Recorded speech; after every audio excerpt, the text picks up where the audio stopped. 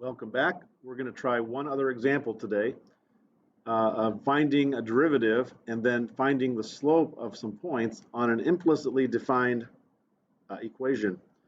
So I've got a really interesting one here.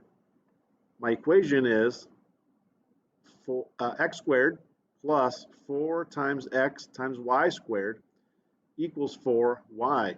Notice, unlike the previous example where it was an equation of a circle and it was actually possible to separate it into explicitly written functions, y equals a function of x. This time, I believe this is actually impossible to do here. Or if not impossible, it would be very difficult to do so. And so, in fact, you would probably have to break this into about 3 or 4 functions to be able to draw the graph we're seeing here. Now, so by the way, if you wanted to draw this graph and see it for yourself, you cannot do this on your TI-84. However, on your iPad, you should all have an app called Desmos, which is another graphing utility. And in Desmos, you can literally just type in any equation with 2 variables like this one, even if it's in implicit form, and it will graph the equation and graph the curve for you. And so we are going to find the expression for the derivative y prime. Once we do that, I'm going to actually test it out on a couple of points in this graph that I have a pretty good idea what the slope is. The origin here, 0, 0, I would predict that the slope of the tangent line will be 0. Okay, it looks like it's coming to a low point there, so I'm predicting that the derivative at 0, 0 is going to be 0. I have another point of interest here that's right here at this outer tip here. It appears like the tangent line at this point is vertical. This is the point 1, 1/2. So once I have the expression for the derivative, I'm going to test and see, is the tangent line there actually vertical with an undefined slope? And I think we will test both of those points to see that what we find as the derivative actually confirms both of those hunches there. All right, so let's proceed. Remember the thinking here. Always think to yourself that y is the stand-in for our implied function. Okay, so whenever I see y, I think that's a function, and the derivative of anything with y in it requires the chain rule. Okay, so we are going to be applying the derivative operation with respect to x squared. We're going to be applying the derivative to the term 4xy squared. And then we're going to be applying a derivative to 4y.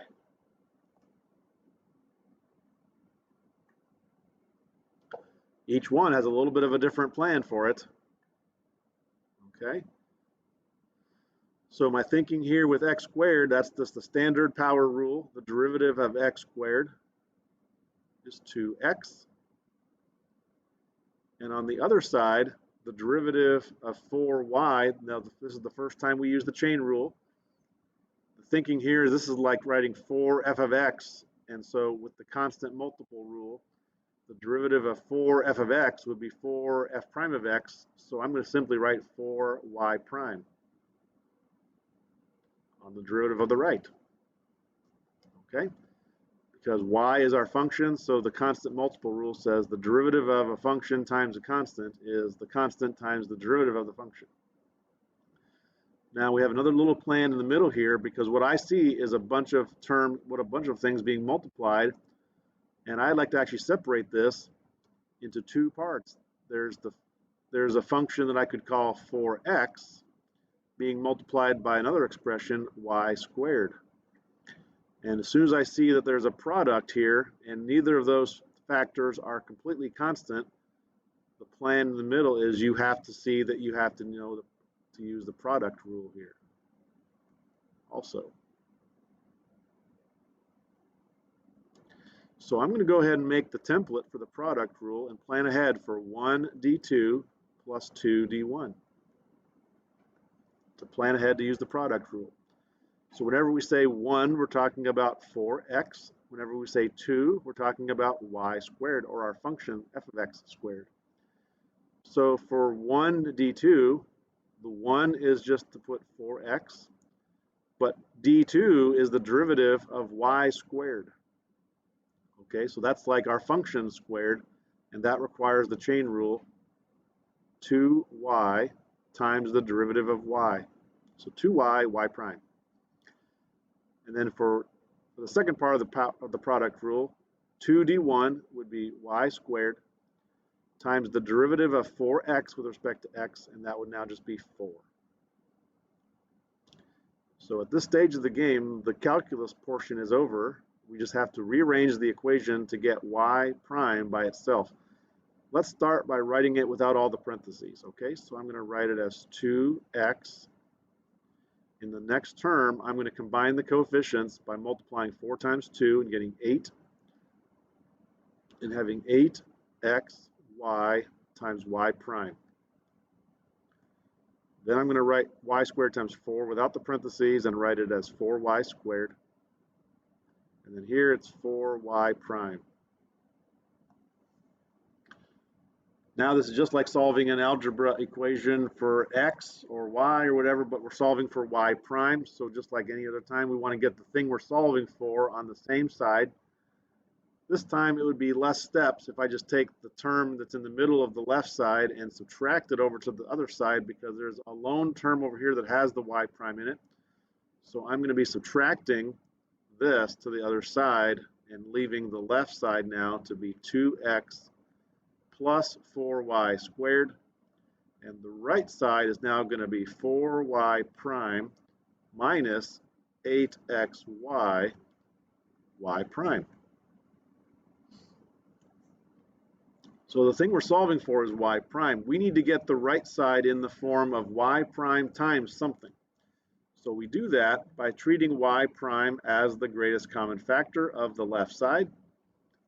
And so we're going to write the right side as y prime times the quantity 4 minus 8xy. And then the left side will stay 2x plus 4y squared. And so the last step to get y prime by itself is to divide by all the things that y prime is multiplying by. So we're dividing both sides by the quantity 4 minus 8xy. And my expression now is 2x plus 4y squared all over the quantity 4 minus 8xy.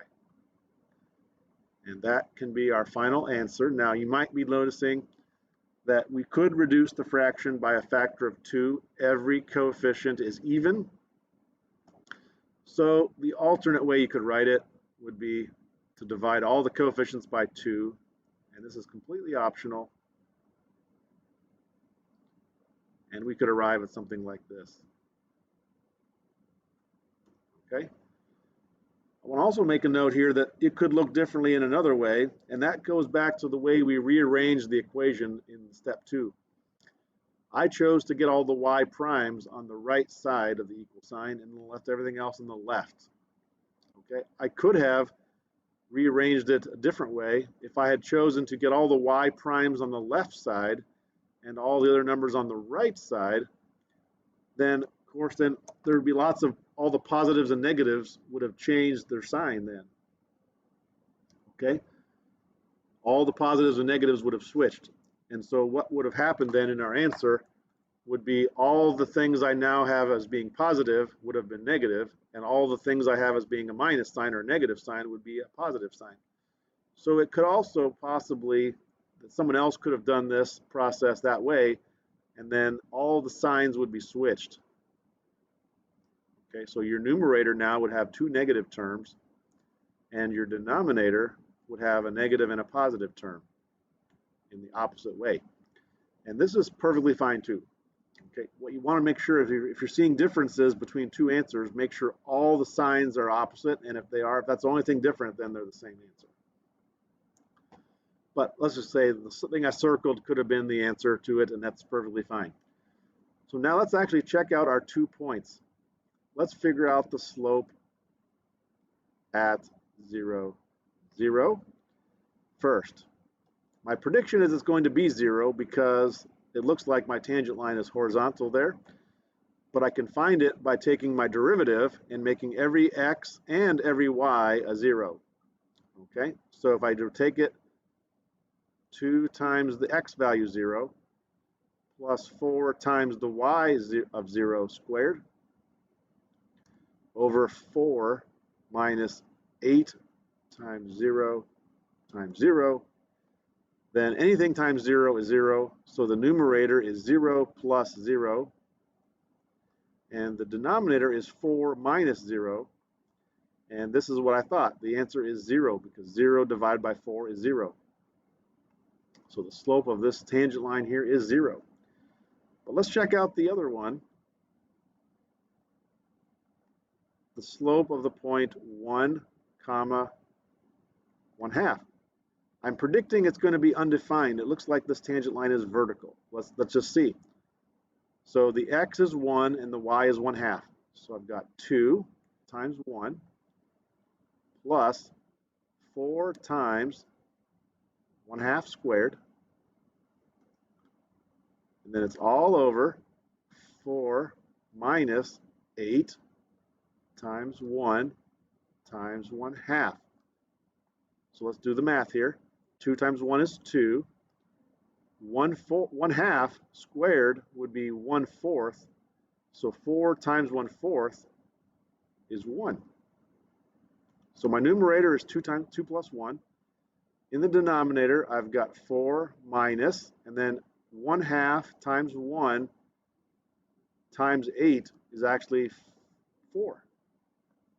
So my slope is 3 over 0. That is undefined. It's not indeterminate, it is undefined. And so I get it. I know that my tangent line is vertical. They're just like I thought. Okay? And I'm going to encourage you to go try in your homework set 2.5, the first exercise on the first 2 pages, where you either are just going to find the expression for y prime using implicit method, and then the 3 problems on the next page actually ask you to do that as well, but then find the slope of individual points that are marked on the graph. Okay? I will also be posting some solutions to a couple of them so you can check how you're doing. And I'll look forward to seeing you soon, and I hope this helps. Have a good day.